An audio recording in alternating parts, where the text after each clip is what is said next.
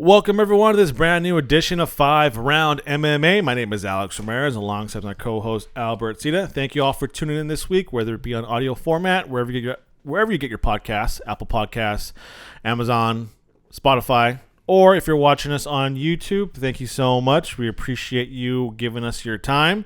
A lot to talk about in the world of mixed martial arts and especially the world of professional wrestling. Depending on who you ask, the world of professional wrestling was tilted on access. Everything's upside down. I don't know why, but we'll get into that. You know why. And we'll also review, recap, give our Dave Meltzer 5-star rating system to WWE Summerslam, the party of the summer. Albert, how's it going, man? It's going real good. I always like to sprinkle a little bit of my Fed collection into this podcast, and I'm going to do it so much that pretty much we're going to make another podcast about figurines eventually. Watch. Not toys, figurines. But I was able to pick up Scott Hall here on his Wolfpack run. It was towards the end. Dude, sick figure. I can't wait to open this. I only open our figures live on Twitch as of now. So maybe one of these Twitch streams that we do in the future, I'll open them. But he comes with a little NWO t-shirt. Bro, the part that popped me, can you guess what popped me off of this figure? The headband? Bro, it was the chest hair. Look at that. Look at that beautiful chest hair they put on my boy Scott Hall. No, it's the details that matter. And then, of course, I could have got any of these series. They were all there except for Luchasaurus. So if people aren't familiar with this specific series, and this is AEW. Yeah, AEW Series 5. They had John Moxley, Scorpion Sky, Frankie Kazarian, Adam Page, Luchasaurus, and Jungle Boy. They were all there except for Luchasaurus. Luchasaurus is hot, and he's a very Toyota guy, so he wasn't there. And I was about to get Scorpion Sky and Kaz just because, SoCal. Yeah. And I watched them since the beginning, but the figures looked very basic. Now, Is that more on the figures? That's what I was more saying. on the And then I started saying, I was like, and... is that on them or on the figure makers? And I was like, you know what? It's true. I'm not gonna buy it because I want Scorpion Sky to kick up his fig game, and I want a toyetic Scorpion Sky. Kaz, I can come down the line. I might even want. Matter of fact, I kind of want an Impact Kaz and stuff in AEW Kaz. That's just me. Well, I'm sure Scorpio Sky is going to lose some sleep tonight knowing that Albert didn't buy his toy. But I did pick up Hangman because there's no way you pass up on Hangman here. He has a pitcher, has a little cup, a bandana. Bro, those are good accessories right there. Pretty good. I think we might have another live Twitch for All Out AEW. We get more viewers when we do an AEW live watch along. I do have a Darby Allin that I need to open up too. That's a good one for Sting. I mean, for Sting and for they're returning CM Punk. Oh my gosh, lots to get into. With that said, excuse me. Before we get started, I want to give a shout out to our sponsors. This week's show is brought to you by Foxhound Fuel. Train hard, stay sharp with one or all three of their workout formulas: Ready, Hydrate, and Recover. The Ready Natural Pre-Workout, their Hydrate During Workout Drink, and their Recovery Post-Workout Formula. Combine all three in your regimen, or if you do just one of each. Albert's been doing strictly the recovery one. Yep. Right. I've incorporated the hydration and the recovery in my workouts. Amazing stuff. Sometimes, if you're just drinking water, water's cool, but like it has their during hydration has the proper formulas to kind of keep you going and also tastes good too. Yeah. You get tired of drinking water. Yeah. So if you want to, not sure about it, you can go on their foxhoundfuel.com, their website, and get a free sample pack. And when you're ready to make that jump and purchase, make sure you use promo code 5MMA. That's 5MMA guys, for 25% off your order. On the free sample, it's free shipping. Like, I don't understand. They're practically giving it away, folks. Yeah, why are you not even going to check it out? And that's how confident that Foxhound Fuel is. They're willing to give away their product for free because you'll know you'll love it and you'll order some more. And when you do order some more, use promo code 5MMA for 25% off. I know I convinced, he listens to the podcast, but I convinced my brothers, Chewy, to give it a go. He was for some reason, he was against taking like supplements. He had like some weird thought process where you should naturally just like be able to. You need that boost. Yeah, and then you won't believe what kind of convinced him. After I was preaching about Foxhound Fuel to him for like days, I was like, no, because he was telling me how like he's not getting his workouts in. I'm like, bro, you got switch it up. He watched a Conor McGregor interview where Conor's getting his like pre-workout ready, and he takes it. He's all, dude, Conor. I'm all, bro. Every pro athlete takes it. Basketball, hockey, they all take it. Technically, Gatorade's a supplement. So come on, bro. So again, Foxhound Fuel, big thank you, and also a big thank you to Wildbar, the protein bar for wild energy. Protein bar is made with local ingredients. They got 3 great flavors: blueberry, pineapple, and cherry, all infused with hemp hearts. It's local ingredients that are delicious, premium, organic. It's paleo, vegan friendly, no refined sugars, just made with stuff that you can pronounce. Yeah. Ingredients, I know what that is. If for on the go, it's good, nutrient dense food. Again, if you want to eat before, after workout, or if you're that long drive home in your commute where you're stuck in traffic and you're just starving, you want to get good food in you when you get home and have a healthy dinner, Wildbar is there for you. So to go to wildbar.co, use promo code 5round MMA 15. That's FIVE round MMA 15 for 15% off your order. That's wildbar.co. Real quick, I do want to point out I did order my box this week, so hopefully I get it in soon because I do need it. And second of all, they changed up their website, and if you scroll all the way down, they actually show the local companies where they it's use. available. Yeah, so that's pretty cool. Yeah, they are based up in Northern California. They're ever expanding, but they can get shipping throughout the United States. But if you're in the local NorCal area, they have certain stores where you can go get it in person. So if you need your fix right now, I need to go get it. And if Wildbar, if you don't get it pretty soon, I think Albert's going to go up to San Francisco and raid their stores. All right, Albert. So again, with lots to talk about this week, especially there was MMA, there was boxing, there's professional wrestling.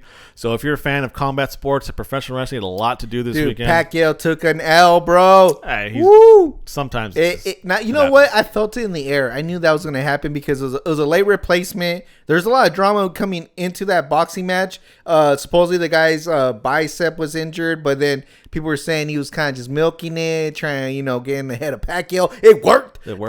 And he upset. I guess you could call it an upset, and I think we have another star in boxing. I mean, but beating Pacquiao now isn't as much as beating Pacquiao, 10 years ago? I agree, but I mean, his like I said, I'm a big believer. If you can beat someone, you take all his wins, bro. Okay. So it's like Shao Kahn. Yeah. He just took them all, bro. Took his soul. So he has them all right now. All right. Round number 1, UFC Fight Night. Jared Cannonier versus Kelvin Gastelum took place on Saturday. On paper, it was okay. Hardcore fans fight, but man, this did was this a card deliver. Hardcore fan card right here. This card delivered, though, man. There are so many knockouts. It was Is it? How many times have we said this? Where like it's these sleeper cards, yeah, right? These damn sleeper cards end up being some of the best cards. Yeah, go to the prelims, right? That's where there's some vicious ass.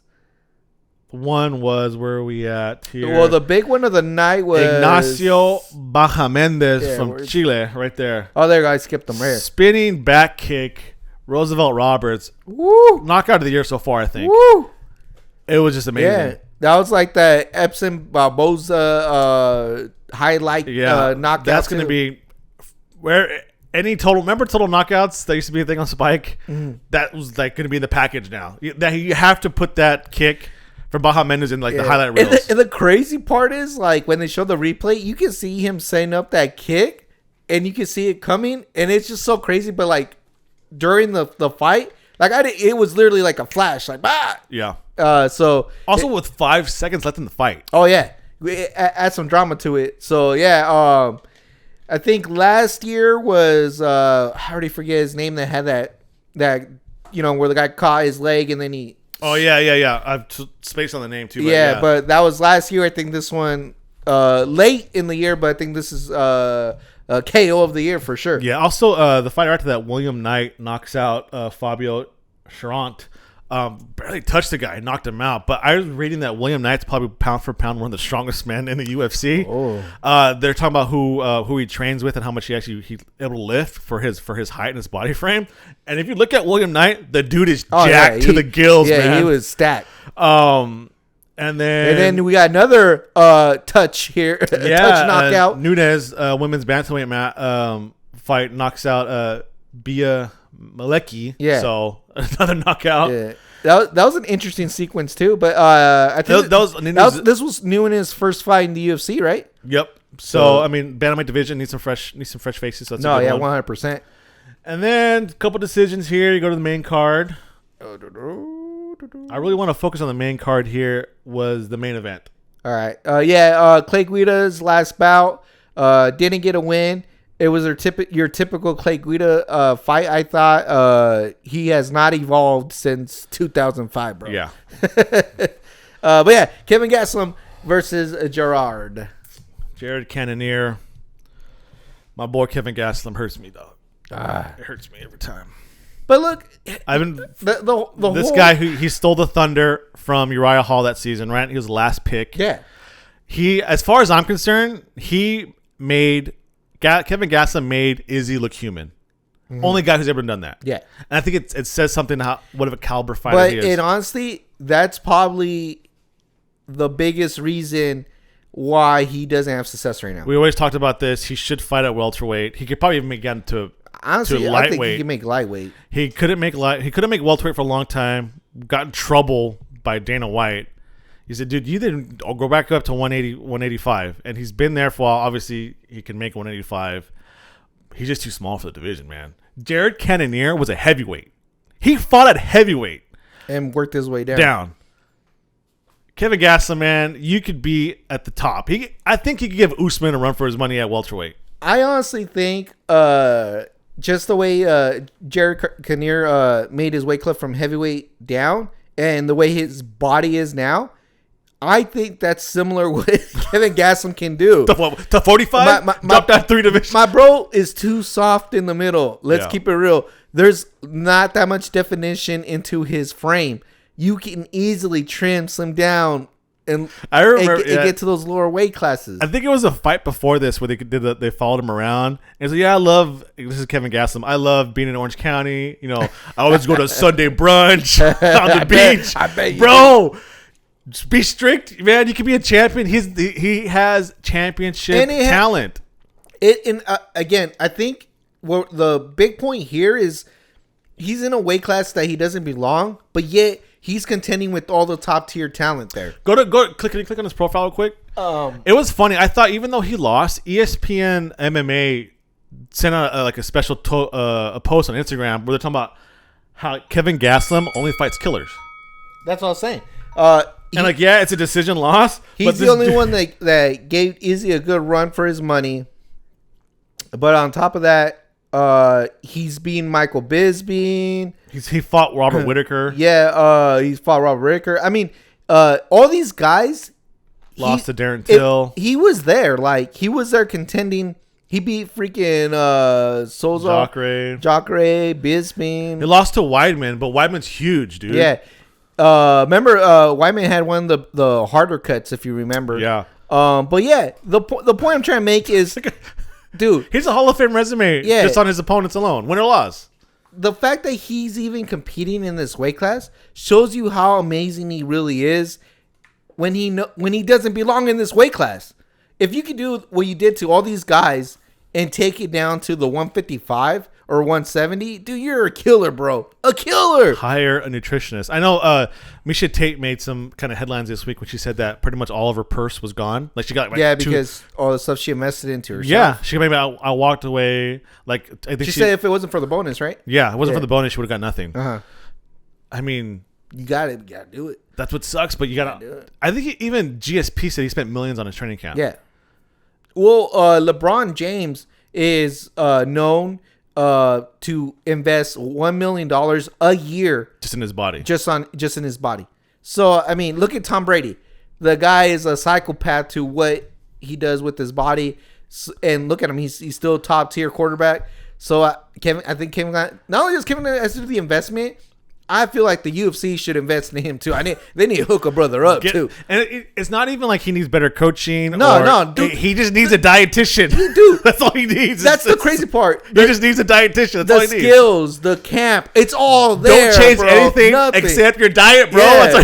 That's it. Hey, but you know, I feel you, Gastelum, dog. I feel you, my dog. I mean, like, this guy.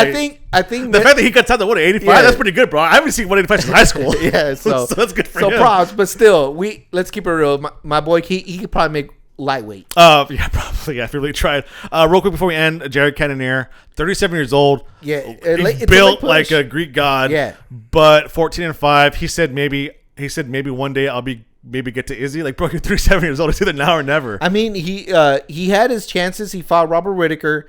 I thought he did all right. I just feel like maybe he started that weight down too late. Do you think he'd be a product of like, hey, there's nobody left here, let's give him Cannonier? That's what I was gonna say. I mean, he could be lucky because right now the 185, there's hardly any contenders. Paulo Costa, I don't know when he's gonna fight. Robert Whittaker, he's in between. You know, well, they're supposed to fight. He's next, but what if Izzy goes through Whittaker again? Then where are we at now? So he's not completely gone, but he needs to make the push now. All right, that's it for round number 1. We're gonna come back and talk about other potential contenders coming up here in the UFC, outside the UFC. So look at some big names who could make a splash either later this year or early next year. So don't go anywhere. It's coming up next. 5-round MMA. Welcome back. Time for round number 2. So we're kind of talking about what we talked about last round. Jared Cannonier just kind of winning a title shot, maybe just because there's nobody else left, right? And what got me thinking about other divisions, especially the women's division here. With the PFL, Kayla Harris won a couple Fridays ago. Yeah. It was strange because Amanda Nunes was in attendance, watching very closely, even though her and Harris are teammates, and they kind of said maybe they'll fight. They don't know yet. But also, Cyborg came out and called out Kayla Harris, who's a PFL champion, lightweight champion. Mm-hmm. Kayla Harris is 11-0, fights at 155 pounds. PFL has a 155-pound women's division, about 12 fighters on there. Yeah. Pretty interesting. And we're talking about where is the women's 45 division in the UFC. Do you think the UFC, hey, maybe does Amanda Nunes a favor, try and throw some money at Harris to get that fight happen if it does happen? Or does Cyborg come in to PFL and fight at 155? Or do they entice Harris, who might not even want to fight at 145, say, you come up to me. You guys looking at me. Come up to me. Yeah. I'm not going down to you. Come up to me. I honestly think the better and more realistic route is Cyborg going to PFL and fight at 155. And fighting at 155, especially because, dude, I don't even know if she'll get through the tournament, bro. I think you throw into the tournament because PFL has something special, and I don't think these to do the 1-on-1 benefits them. I think if you just throw if you want Harris, come and get it, bro. You go through the bracket just like everybody else. I like that. I think that'll be the best part. But Shields alone interests me to fight Cyborg. So there's a lot of interesting matchups here at 155. Yeah, Clarissa Shields. But let's do the scenario where Harrison does get to Cyborg and just destroys her. She has to go to 145 and go to UFC. Now, can she make 145? I have no idea. I have no clue. But I think you have to do the fight. If you go to UFC, you have to do the fight at 145. But if she's able to win at 145, she can then establish a 155 division in UFC. And that's what the women need right now. They need to have more weight classes to kind of bring it to compete with the male division. I think there is a lot more. Obviously, if PFL can get 12 fighters for the 155 women, the UFC just being lazy, right? Yeah, and they got decent records. Yeah, there's some in there that you're reaching, but you got to have a tournament. Yeah, but there's plenty of talent. And like Megan Anderson, maybe she doesn't want to cut to 145, 155. Yeah. I mean, weight cuts suck. Yeah, that's another one that came to mind. Even imagine Megan Anderson going to the PFL. And just going to the 155. Maybe it could be a good resurgence for her. Yeah. I like where the PFL is heading. And I love that. Yeah. And honestly, at first glance, when people see that they have a women's 155, it's kind of like weird because we're used to just seeing the lower weight classes for the women 125, 115. And even those are a little bit hard to come by. So when you see 155, I think it is for the casual fan a little jarring. It's like a heavyweight. Yeah, but there is plenty of fights to make, and if you throw Cyborg into this, I think it just becomes that much hotter. Yeah, I think super heavyweights. Was it Gabby Garcia? I think she kind of fights in but that's in Japan. Come on, yeah, she's like I think almost like 200 pounds. And I think she fights in Japan for a reason, bro. I mean, I'm not saying nothing. Yeah. I'm just saying she probably fights her for a reason. I want to switch gears to kind of to talk about this. Olympic gold medalist is it Gabe Stevens? Yeah. Is that SummerSlam? And he was at Bellator. And Dana White wants to talk about him. Yep. Talk to him. Yep. Where's he gonna go? Do you think? Ooh, that's a tough one. Was it Gabe Dan Stevens, right? Or he has like 3 names, or Gabe Stevens, I think. Yeah, but he probably had, I think, the best wrestling, Olympic wrestling story of this last Olympics. With literally seconds left, the dude gets a gold medal. Literally, I think there's 5 seconds, and he's able to get it. So he has an amazing backstory. And the last person I could think of that had such a Henry Cejudo won the gold, but he didn't really have that epic story. Yeah. Last person to have something like this, Kurt Angle, bro. I was gonna say, did Gabe Stevens win with a broken freaking neck? No, but it's just as exciting, as dramatic, and just as dramatic. So you have a lot to work with here: pro wrestling and MMA. Honestly, we were talking before the show started. You mentioned that Daniel Cormier says he should probably do wrestling first, pro wrestling, and then maybe in the future do MMA. Yeah. I'm kind of leaning towards that just because from what happened in the Olympics, that benefits pro wrestling more than it benefits his MMA career. Now, keep in mind when Brock Lesnar was debating if he should come back and do MMA, he went and did some wrestling with Gabe, and all of a sudden, Brock wasn't too interested in MMA anymore. He's like, I can't hang anymore. Yeah, so something tells me Gabe showed Brock what's up, which then excites me too about MMA because right now the heavyweights need some help, bro. Yeah, and he's in a perfect position to kind of go into this heavyweight division and go all the way. And keep in mind, right now the current champion, I was about to say Usman, bro. Ngannou. We have seen that maybe he's just a striker. So maybe it's a grappler that takes over here. So I don't know. He's in a really good position, tough position. If I'm Stevenson, I don't know. If I'm Stevenson, you stay the hell away from Dana White and the UFC for now. I mean, they're doing a good job with Sean O'Malley. No, he's not gonna. They're gonna take advantage of you, bro. Go to WWE like Dan and Cormier say, become a star there, build up that fan base, merchandise. You know, you get part of the merchandise, and then when you're ready, make that jump to the UFC. We have so much leverage on Dana White in the UFC, like Brock Lesnar did. That fan base are gonna watch it because hey, that's the guy from SmackDown. I'm gonna watch him fight now. Same thing with Brock. The reason why Brock was popular because Brock had that built-in fan base, brought it to the UFC. And Dana White can't say that, UFC made it Brock. No, WWE made Brock. He brought that stardom, fandom to the UFC. And the crazy part is in the heavyweight division, everyone always does a late, older run. It's very rare. Not a bunch of young guns in the UFC. It's very rare when you see some young guns in a heavyweight. So I think you should go to WWE. Just go into their factory, go into their system, and come NXT. out. Yeah. Or whatever, what maybe left of NXT, I don't know. That's it for round number 2. We're going to switch gears now, talk about what happened on Friday Night Rampage or Friday Rampage. I'm just trying to piss off Alex. Getting trolled. That's coming up next. Don't go anywhere. 5-round MMA. Welcome back. Time for round number 3. Ooh, it's going to get really interesting in this round. Timer started here. Friday Night Rampage. The return. The obvious return, not obvious, the expected return of Mr. Phil Brooks, Mr. CM Punk, Mr. 1-1 in the UFC. Just kidding. Oh, you know what? I'm sure he's like a nice guy. I don't know. But whatever. He's a dick, bro. He's a dick. From what I've seen, Colt Cabana. He can be dickish. Yeah, he's a dick. He's back. He returned to Chicago. Where do you want to start? First of all, I just want to give a big shout out to Chicago, bro. Chicago is white hot right now. Chicago. They pick up my boy Lonzo Ball, who's gonna reestablish that franchise. You're welcome, Chicago. You got probably the hottest prospect of all of NBA. So just because of that, I am going to visit Chicago and watch my boy Lonzo Ball play For the Bulls. for the Bulls. So Chicago's hot right now, bro. And then on top of that, so the city gets Lonzo Ball, which just is amazing. And then The White Sox play the Field of Dreams.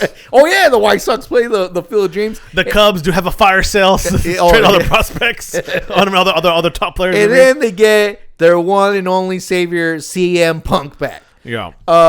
Say what you want, Alex, but let me just point out some facts here. He crashed the site. The Pro Wrestling Tees and AEW's website, merch site, right? I couldn't go on any social media platform without seeing something about CM Punk. Bro, when was the last time an ice cream bar was trending? The guy is a needle mover. I have never been a CM Punk fan, but facts are facts. The guy's a needle mover, and he's the hottest thing right now in wrestling. Okay, so yeah, I never understood his appeal at all. Mm-hmm. I don't get it. If you please help me understand it on the comments below. I'm literally asking I'm asking you, please help me understand this guy's appeal. With this whole one for me is like wherever he was at.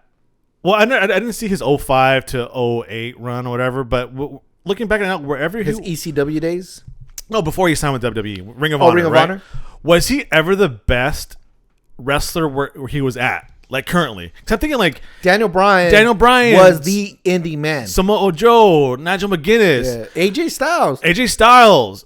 Whether you like him or hate him, Austin Aries. Yep. Guys like that. I'm like low key. Yep. Chris Hero when he was on top, when he was doing good, right? And you don't like that, but the dude's got talent, right? No, so was he ever the best wrestler?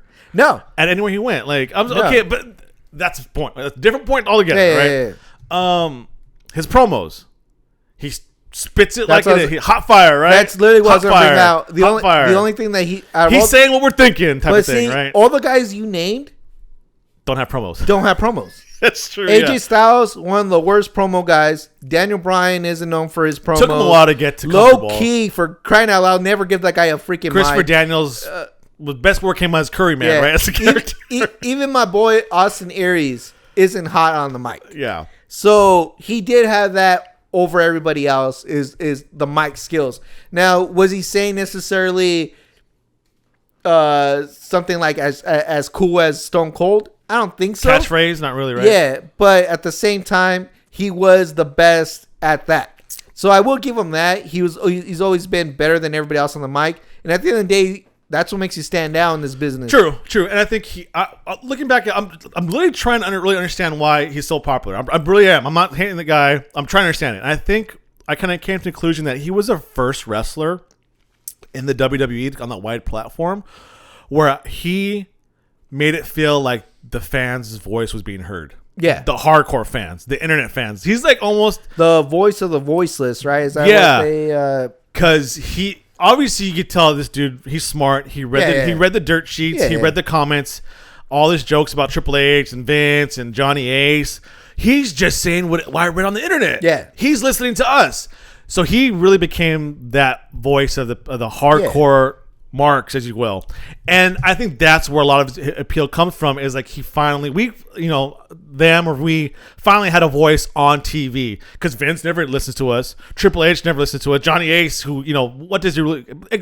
Please give me the talent relations job description if you guys are so hardcore marks. Like that. So he gave the voice to the fans. Like, again, the voice of the voiceless, which I guess that's his probably biggest appeal. Because in-ring work, I can't really think of like a good match that he had or great match that he had. I know the Cena one, but even Dave Meltzer says the crowd made that made it so good. I was gonna say that's actually the appeal of the Young Bucks, to tell you the truth. I think they're more talented in the ring than CM Punk, but the fact that they were one of the first people to embrace Dave Meltzer, while the rest of the business kind of not only shun it, almost made it like it was a negative. It's a negative thing if you bring up. And Young Bucks were the first ones to kind of embrace it. And like you said, I think that says something to like the actual hardcore fans. Like, well, the Young Bucks, we freaking love the dirt sheets. Yeah. At the end of the day, I love seeing what Meltzer writes and what he rates a match. Yeah. Every fan does it, like, and they're just acknowledging what we've always liked instead of like everybody else who kind of shuns that. Yeah. With prime example, the Young Bucks, that report about NXT switching gears, and they said that NXT is filled with too many guys over 30 who aren't very tall. What the Young Bucks put on their profile, over 30, and we're not very tall. Yep. But so, that's what I'm trying to tell you. That kind of CM stuff. Punk did start that. So I'm trying to understand the appeal. I'm trying to understand and help me understand it. People, help me understand it. And there is something to that, because that's the whole reason I even like the Young Bucks. It's because it's so honesty, because even though, again, I think their moveset and the wrestling is so like amazing, but you know, I still think Teddy Hart, I still think AJ Styles, all those guys, Jack Evans do it better. Or did it better. But they don't have that thing that the Young Bucks provide, which I think that's the part you give to CM Punk. And I'll give you this too. CM Punk has never sugarcoated. Leading up to this, he put over Darby Allin, saying like, "Look, why would I do high spots when Darby Allin will just outshine me?" Okay, yeah, he's keeping it real. And at the end of the day, how many times have we heard wrestlers say, I'm the best, blah, blah, blah, blah, blah. But like in reality, we're like, bro, you can't even do a moonsault. So stop it. Well, remember what Jericho said, I think it was on the Stone Cold podcast, where he's like, I'm going to AEW and to help these younger guys come up, right? Which I think CM Punk said he's going to do that too as well. And it's always in the history of professional wrestling. Even Jericho said, "What works? Old versus new. Old versus old doesn't. Old guy versus old guy doesn't help anybody. Old guy versus new guy, where the new guy gets over, that helps everybody. That helps the business." Jericho did it when he put over MJF this past recently, right? And CM Punk, I think it's reported that he's going to wrestle 10 to 12 times a year, around there. So what going forward now? What do you see his character being on television? He has to be a character, right? Yeah. I assume that he's going to come out and talk a lot more and not, 10 to 12 times wrestling, but that still means he's obligated to, or come out and cut a promo, be a character. Well, okay. What's his character going to be now moving forward? Now that we're okay, it's a needle mover. People are saying WWE's done, blah, blah, blah. What's CM Punk's character going to be in AEW moving forward, do you think? It's going to be two parts. You're not going to like this first part, but he's going to be the Batman of the industry, where he's that gray area of bad and good. Like, I think he's going to be heel when he needs to be heel. He's going to be face when he needs to be face. Randy Orton's already doing that. And he's going to walk Randy Orton's already doing that. Walk that gray area. Go ahead. And the last thing I was going to say, though, he could literally be his gimmick, the whole thing is he's the best in the world. So you kind of have to go through him to prove that. And the thing about CM Punk, and I think the reason why we don't have a lot of memorable matches of CM Punk, is he's only as good as his opponent. I really do believe that. But AEW, I mean, Darby Allin is going to put a good match with him. MJF, there is no way that guy does not do a good match with CM Punk. Just the promos alone will be good. Yeah. And then you got the other guys still waving in the corner, like Sammy Guevara, Jungle Boy. All these guys can have good matches with CM Punk. I truly do believe that. What I want him to stay away from is the Chris Jerichos, the Warlows, Eddie Kingston's. Eddie King, yeah. All those, yeah, Eddie King, John Moxley, all those guys. I don't want to see that. And it doesn't make sense to me to do a program with them, but it makes sense to me to make a program with all these guys, because you're kind of, not only are you putting them over, but you're trying to show the fans this is the bar, have they reached it, and you can also return it. Like, let's say he destroys Jungle Boy, Jungle Boy's not ready, but maybe a year from now he faces Jungle Boy again, he beats him. You know what I'm saying? Has to have a payoff, though, yeah, right? I just feel that using him that way makes the most sense. But if I see him versus Chris Jericho booked next, or him versus Christian Cage, him versus John Moxley, Eddie Kingston, even Brian Cage, it don't make no sense, bro. It doesn't make sense. You have to go for these young crops. Yeah. And if for people, please leave the comment on our YouTube or on our Twitter or Instagram or TikTok. Give us some good CM Punk matches, whether it be in Ring of Honor or top five. Give me 5 matches. I dare you. I'm trying. I want to. Do 5 and don't use the John Cena match. I dare you. I want to be hyped up. I thought it was awesome that people were crying in grown men crying. I thought that was awesome. That was cool, man. Yeah. That's the impact that this guy has, and that what professional wrestling does to people. when I see this dude, I don't see that, and I want to see it, and I don't understand it. I think, like I said, he reads what he sees online, and he just regurgitates that back on television. And I think the whole pipe bomb interview, like, you don't think he went back and Vince said, "Good job, pal." Oh no, Vince loved it. Vince loved it. Not only did Vince love it, anything that happens, I bet you he even like, hey, why didn't you talk about this, and that? Yeah. Why don't you drop another Macho Man reference, pal? Yeah. But you know what I mean? Like, I want to understand it. And I think as long as he's helping these young guys up, then it's gonna make a star out of everybody. Like Chris Jericho said, old guy versus new guy helps the new guy, helps everybody over it. But if he's facing Chris Jericho every week or John Moxley every week, that's not good. And real quick before we get in the round, I wanted to do some personal shots. Yeah. Mark Henry needs to go, bro. That guy off of Rampage is trash on commentary. That 4-man booth alone is horrible. Interview, the 4-person thing, I don't understand it. Look, I think Mark Henry 3 is too many. Yeah. 2. That's it. I thought I enjoyed watching Mark Henry as a wrestler. I am not enjoying Mark Henry as a commentator, as an interviewer. It's pissing me off, bro. Best commentary team right now, Michael Cole, Pat McAfee on SmackDown. It's tough to say no. That's the best, dude. That's so good. Yeah, because AEW has some commentary problems. I'll tell you that right now. So we're going to take a break, enter the championship rounds. We're actually going to talk about how SummerSlam was affected by CM Punk's arrival and how WWE's might get it wrong with bringing out these big names, but they're going up against established stars already.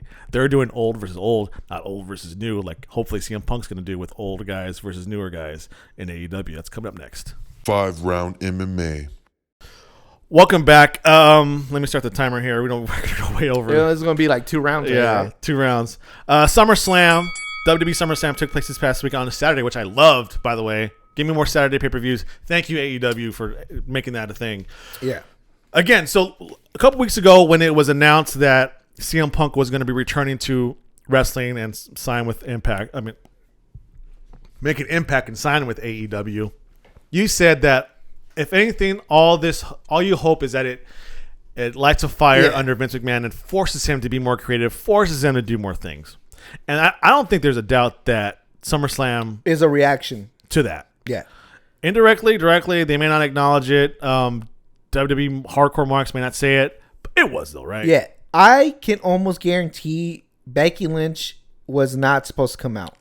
Brock Lesnar might have been in the plans, but I think it encouraged them to do it fast, get it done. And give him more money. Yeah, because I think they always had Brock penciled in, but after what happened on Friday, they made sure to get that deal done. But I know for a fact that Becky Lynch probably wasn't part of any of this. I don't think they wanted to rush her. I don't think she wanted to be rushed, but then they're like, nope. We need a big pop. We need 2, not 1. Just say something. You need 2 big returns to equal what CM Punk won. So SummerSlam as a whole, I liked it long, very long, like 5 hours long. If you watch the pre-show, here's very long. Here's the part that gets me though. If I were to just pick the best matches, I would give it a very good rating. But because I had to go through, I had to force myself to get to that main event. I legit had to. I didn't even notice Charlotte's entrances because I was so checked out, bro. We'll talk about that too. I was her attire. It dragged so much that I mentally kept checking out, and I don't know what it is. I don't know if it's the time or the pacing or the setup or I don't know. But I had to force myself to make my way to the main event. But that's not saying there wasn't good matches, because there was good matches. It's just I don't know, bro. I would give it a higher rating if I just had that, but I really hope. So the first match was the kickoff was Big E defeats Baron Corbin, gets his money in the bank briefcase back. Yeah. Why let this drag out a little bit? I think it's a good storyline. Now it's kind of over now. I think it's probably one of the better storylines too. If you were to look through all the ones in WWE right now, fantasy booking, it would have been cool if Big E gets his thing back and cashes in yesterday against Roman Reigns and wins. That would have been kind of cool, right? Wouldn't that have been a moment? That would have been a hell of a moment. Instead of Brock returning, but whatever. But I would like to see that because I like the Baron Corbin thing. I think it's funny. I think him always eluding Big E would have been kind of a good backstage segments and prolong the feud here. But I don't know. Hopefully they have plans for Big E to win it. Did not like the match, by the way. Yeah. Rated RK Bro defeats AJ Styles. Believe it or not, I didn't like this match either. It was very quick, and I don't like the way Osmo came out on this. Yeah, he's still rough. I think he's still obviously green, and I think that I feel like AJ was trying to give you some memorable stuff. Yeah. It just didn't work for me. Yeah, and I think Randy Orton is so smooth that we take it for granted that he makes it look easy. And him and AJ Styles are just two of the best ever, and they just make it look so easy. I actually like the storyline in that you can kind of see Randy Orton coaching up Matt Riddle. Like, hey, put the belt on your thing. Hey, man, stand here and pose. Yeah. So, like, I'm pretty sure it's because like it's for the storyline. But he does not need coaching, though. I know, but it's those like subtle details that obviously we all know it's going to turn. We all know Randy Orton's probably going to turn. But that kind of thing, hey, kid, pose here, kid. Hey, stop here, kid. Like, it's kind of cool where it's like he's taking him under his wing. Yeah. And those are like subtle things you have to look out for, which I think is really good, which Randy Orton is really good at. But he's just so good that people take it for granted. So I like it. It's a progression to the storyline. The story gets an A. The match gets a C in my book, though. Not a C. How many stars, bro? We follow the Dave Meltzer rating system here. Honestly, 2.5. Okay. I was very, very annoyed of Osmo's Omos, sorry. Yeah, I agree. Show up here. This one, oh my dude, I was about just to click off after this. I'm not gonna lie to you. First of all, the promo was stupid, I thought. Alexis Bliss's entrance is pretty cool. I like the fact that she does the whole thing with the doll now, and they're pushing the doll. I like that. And then they started wrestling. Yeah. Believe it or not, even Marie has gotten better, guys. She's gotten better. She's gotten better, but she is still so rough. I know. How is she so rough? But I'm talking about like the small things. I'm like, how do you not? Like, I don't get it. That's just her probably not a natural athlete. Not is that athletic, what it is? and she's not able to hide it. I don't know, bro, but it's not good. Yeah, it's not good. I read this in the dirt sheet saying that they're going to pay particular attention to merchandise sales, and that's going to move going forward. Alexa Bliss is going to kill it then. Well, I guess you're saying how much the doll's going to sell, basically, how much you're good. But in all honesty, I think she's so different from everybody else on the roster in the female division. Keep it like this, man. Because if not, then what's she going to be? Yeah. Twisted Bliss, or like, she's so different from everybody else. Yeah. And she stands out. And I think she's good enough to pull it off. It was a little ridiculous at the beginning. Now it's hers. Bray Wyatt's no more Bray Wyatt, no more Fiend. This is hers now. Make it what you want. She has a prop at Lily. Hopefully, people are buying the doll, and it continues because it makes her so much different from everybody else. I agree. Again, so at this point, I'm checked out, right? I'm even more checked out after this match. Damian Priest versus Sheamus, I thought was horrendous. What are your thoughts on Damian Priest's run so far in the main roster? Are you sold on him? I'm not. You're not? I'm not. At first, after the whole Bad Bunny thing, I thought that was a good way to, really give this guy a good chance. I'm not impressed, bro. I'm not impressed, and I'm not entertained. I think the one they had to follow Alexa Bliss and Eva Marie, so that sucked. The crowd was really dead. Yeah, because this was supposed to be the first big pop of the whole show because he became the champion. Well, the second one, if you count Randy Orton and... Oh, yeah, the switch, yeah. So I see the formula they're going here, but they're losing me, dude. They're losing me, bro. I think it would have been better. Obviously, Priest is super athletic and do some great stuff. But I think with Sheamus, dude, just beat the shit out of each other. Just make it a potato match, bro. Make it a potato match. It would have been a lot better. They tried. Everybody tried on Saturday. You could tell there's like a fire lit on everybody, which is kind of cool to see. But sometimes it just fell flat. I think the crowd didn't help either. And then this is the first decent match, but it was something I've seen this 50 times, bro. But best thing about this match was Rey Mysterio's gear. Oh, dude, his Macho Man tribute. First of all, my boy Rey Mysterio always comes hot in these pay-per-views when it comes to gear. But it's even better when he does a good little tribute to the Macho Man. One of the greatest of all time. Yeah, I woke up a little bit here. This is where I think I kind of started to get back into it. Yeah, but it really makes you wonder what's going to happen when Rey Mysterio's gone with Dominic. I know. The more I see like Rey working his ass off in these matches, the more it makes me wonder, like, dang, if he retires or they decide to cut him, like, what's going to happen with Dominic? Is he going to go with his dad? They're going to send him away? Rey Mysterio has to lead a lot. Dominic's like 20 years old, but still, it's like, man, when his dad leaves, go back to development. Honestly, I think Rey Mysterio got a good 5 years, so he has time to. We all should be so lucky, bro. All right, so we're gonna stop here. Okay, round number the fifth and final round. Because I think the timer stopped a long time ago. Oh, okay. So now we're going to get into the real meat and potatoes things with the women's championship, the SmackDown Women's Championship. So we're going to talk about this and the rest of the stuff. And a lot more stuff to see if CM Punk had a direct involvement in, or at least a reaction to CM Punk coming up next. 5-round MMA. Welcome back. Fifth and final round. Our recap of SummerSlam 2021 continues here with Becky Lynch returning. Surprise entrance with Bianca Belair. Was supposed to face Sasha Banks, but Sasha Banks got pulled last minute. They're not saying why. People are saying COVID related. They don't know. It's not our business. So, but she wasn't there. I don't know. I think they were trying to figure out how to put Becky into this show. Really? So it was never going to be Becky versus Bianca. You just said no. I think again, CM Punk happened on Friday. Yeah. I think, but they knew it was going to happen. They knew it was going to happen. Yeah. For weeks, everybody knew. But I think they were waiting for the reaction though, and I think this is the only way they were able to put Becky into SummerSlam. Because I was thinking about it too. I was like, yeah, it seems a little bit too convenient. That Sasha. Yeah. But then again, Sasha just came back, and it would have be more interesting if Sasha was involved. So maybe it was just dumb luck.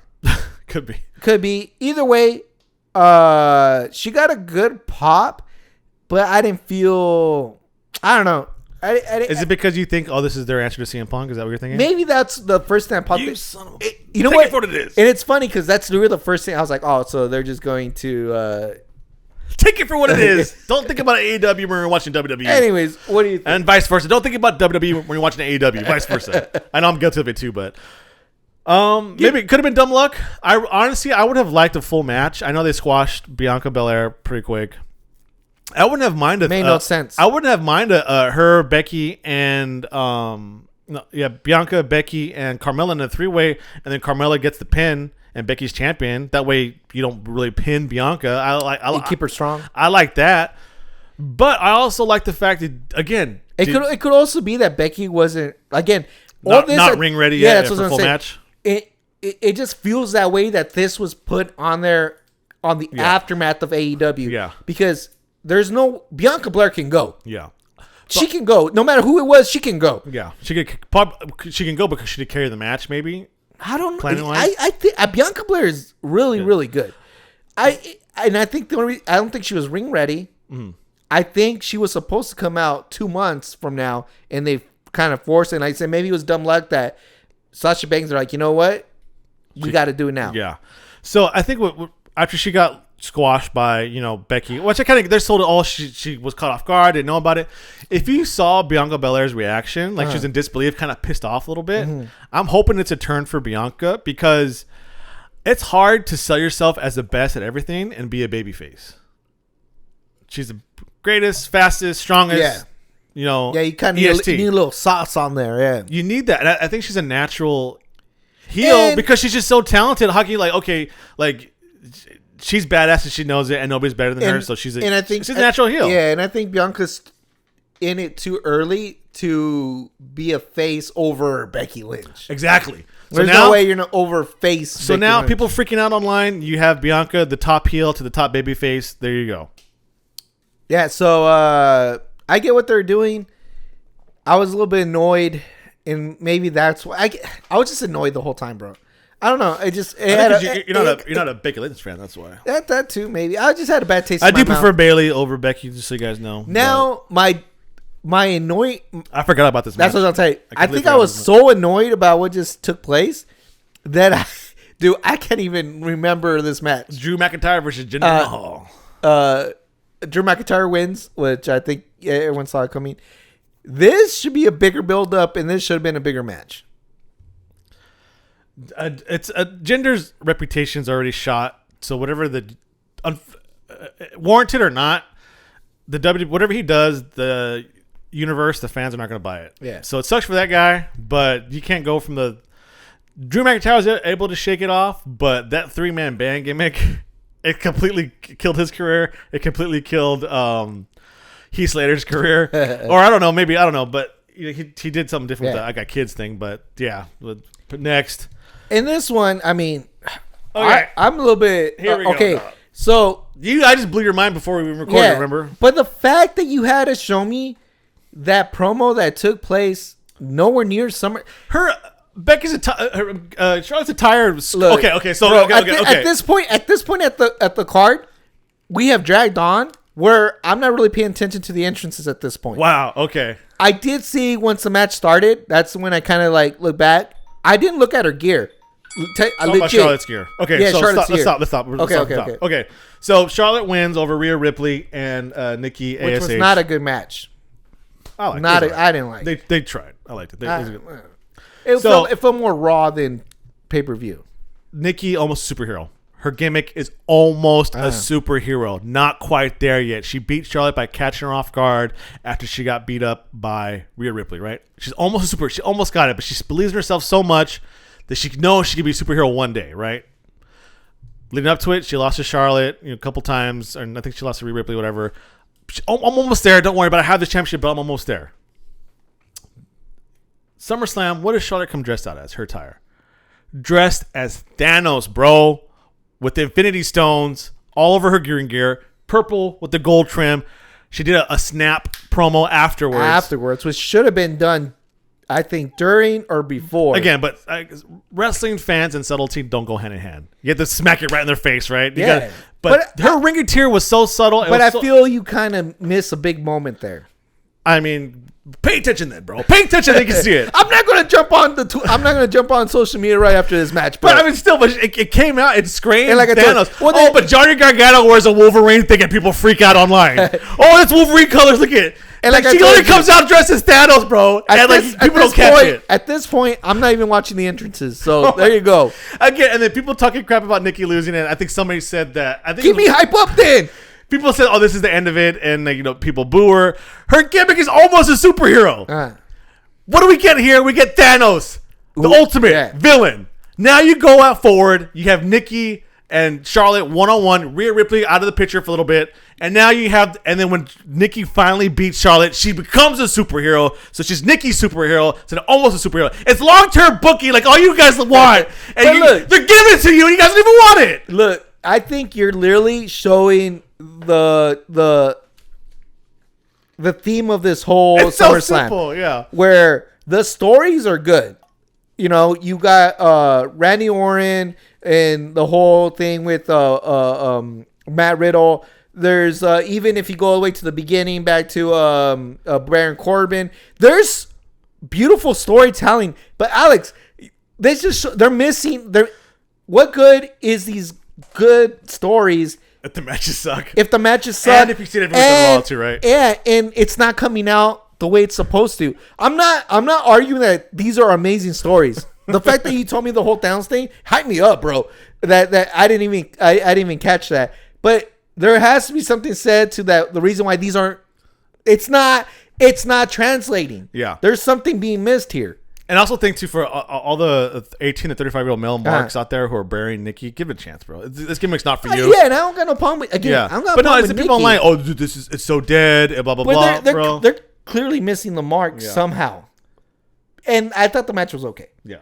All right, then we get to Edge and Seth Rollins. I was actually surprised by this match. I'm not a big Edge fan. It was a good match. The entrance was pretty damn cool. At least half of it, anyways. Look, the Brood thing was pretty badass. It's about time he acknowledges what made him, bro. I'm a big Brood fan, so I'm hyped just to hear. As soon as I hear that music, bro, oh my god!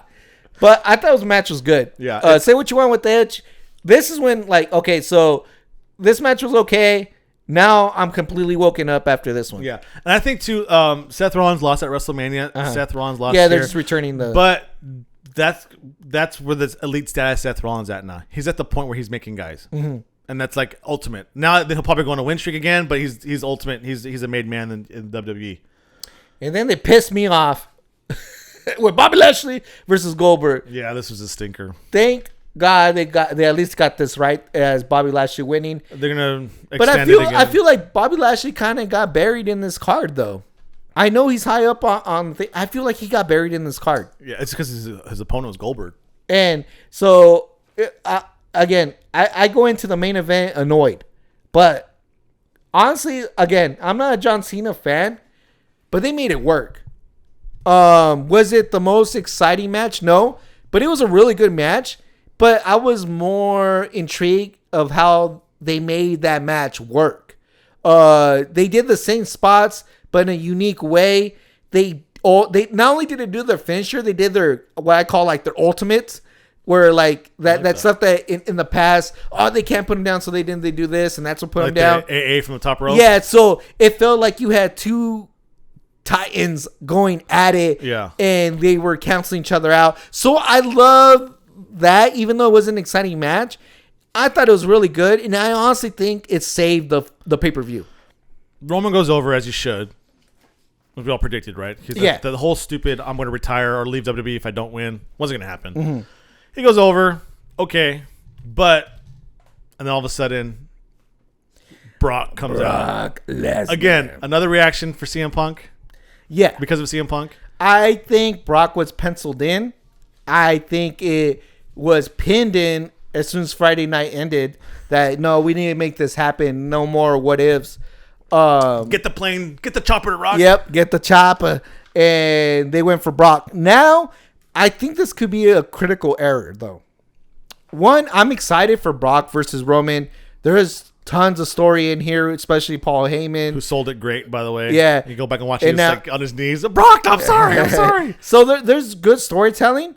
But now I'm a little bit conflicted because I want The Rock versus Roman in WrestleMania. Yeah. Now, Brock and Roman, that's a WrestleMania match. So now I'm a little bit, I don't know.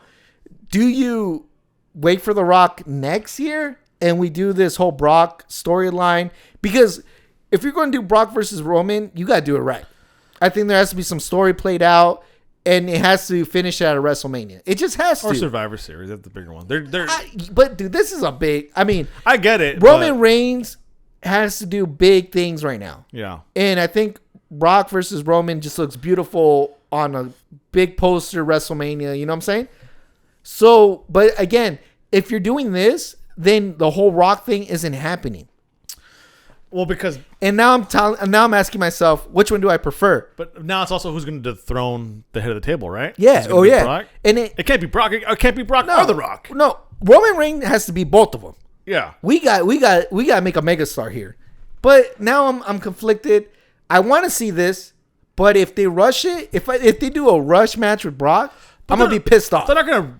So Survivor Series is what it's gonna be at. But they're not gonna. It's August. They're not gonna do Brock versus Roman next April.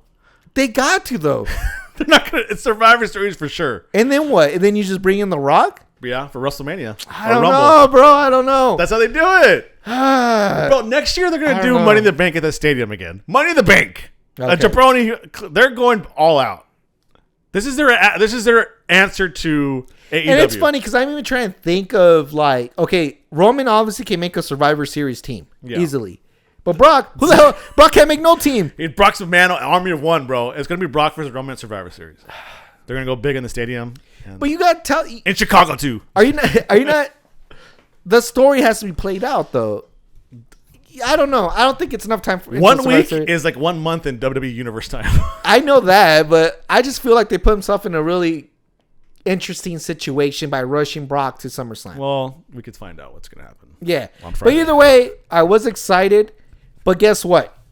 When I was scrolling through my social media, I saw a post here and there. It was not flooded like CM Punk. You know, it's because It was not flooded like CM Punk.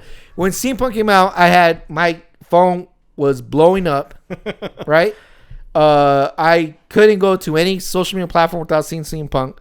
After SummerSlam, my phone did not blow up. ESPN didn't report that Brock Lesnar's back. He did, but I think you were the only person that texted me. And then when I went to social media, I had to go and hit the hashtags so I can see some of the highlights. It's because it's because you're that's all. That's your algorithm's off. Your algorithm's off. That's why. At the end of the day, we all win. Because no, we all 100%, win. Doesn't matter if you go online and you say WWE's done after Friday, you're an idiot. And if you go online and say, answer that AEW after Saturday, you're an idiot too. Enjoy it, man. Yeah. Chris Jericho said, drink it in, man. I think you and I were a product of maybe because people who weren't lucky enough to be part of the Monday Night Wars. Yeah. You and I were And we picked a side. We were little too. kids Yeah. when it happened. And we picked a side. We picked a side. That was a real, like, legit. This isn't. That was a legit war, Guess bro. what? I could watch AEW and WWE and Impact all comfortably on my schedule. I'm not picking between anyone. So this fake imaginary thing is done. It's not. Just enjoy it all, man. Give it to me. I want it all. I want All Out. I want Survivor Series. I want CM Punk. I want Brock. I want Becky. I want all. Give me all of it, and I'm taking it in. It's gluttony. Gluttony, man. Drink it in, brother. Yeah, Brothers and sisters, drink it all in and enjoy it, man. I think I got my wish, and we're seeing now a more thought out process as far as storytelling and matchmaking. I just hope that it continues. They don't drop the ball. There's, like you say, like the fact that WWE has such good stories here, but it's not being flushed out, is still an issue to me. Yeah. And I hope they figure that out because, again, we were talking about, you brought up, we were from the Attitude. Dude, all those storylines is what kept me coming in every week, kept me entertained, and I just wish they need, and they would literally show what they bring different than AEW. Because obviously I go to AEW to see wrestling, but I get no story. WWE gives me story, but if they're not fleshing out the story, you get like a good match every now and then, as opposed to consistent good matches on AEW. Just enjoy it, man. If you're talking crap about either one or saying one's better than the other, you're not a wrestling fan. Yeah. You just want to be different. I think. And if you want to just trash stuff, just trash GCW.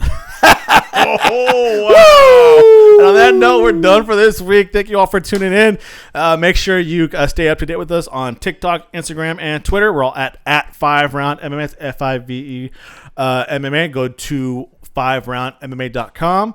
Like, subscribe, turn on notifications. Please the comments on our YouTube channels or any of our platforms. Let us know, again, what CM Punk matches you think we should watch, minus the John Cena versus him in Chicago. Back in his indie days, WWE, what now? Because I'm trying to understand what makes this guy so emotional to people, or even a good promo too. That's not the pipe bomb promo either, too. Yeah. What else am I missing? Thank you to Foxhound Fuel. Go to foxhoundfuel.com. Enter promo code 5MMA for 25% off your order. Go to wildbar.co for 15% off your order. That's promo code 5roundmma15. Thank you to both of them much. And also, we're in the works of getting our own little merch store open up soon. So keep an eye out for that. Again, thank you all for tuning in this week. Albert, what do you got? I just want to say, Dodgers are red hot. That's what I was going to say. What's up with my Dodgers, boy? Look at that. See, I wore the World Series t-shirt on that podcast.